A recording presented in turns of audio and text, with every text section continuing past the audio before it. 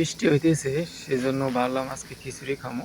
কিন্তু কপালটা অনেক ভালো, আজকে কাজ থেকে খুব তাড়াতাড়ি চলে আসছিলাম।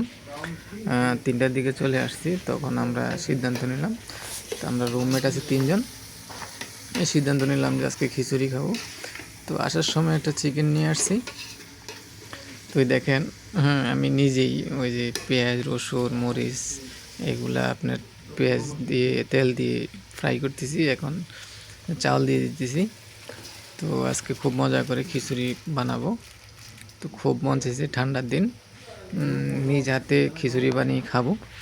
সেই জন্যই দেখেন, এক ভাই নামাজ পড়তেছে, আর এক ভাই ওই যে ডাল ডোল আছে এগুলা ধুয়ে নিয়ে আসবে। তো আমি এলাম বাবুর্চি, আজকের পাক শাক সব আমার দায়িত্বে।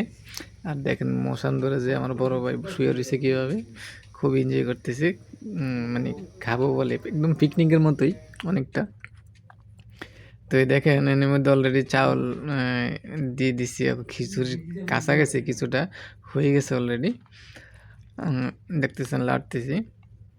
তো আজকে আসলে মানে কি বলবো, মানে এতটা মজা লাগতেছে যে মানে খুশি লাগতেছে, মনে হয় যে একটা ঈদের দিন।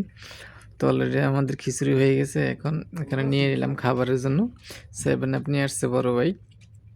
তো এখানে দেখেন এই খিচুড়ি দেখছেন, আবার অন্য একজনের দিয়েছিলাম খাওয়ার জন্য ওই সালাদ, সব কিছু রেডি, এখন শুধু খাবো।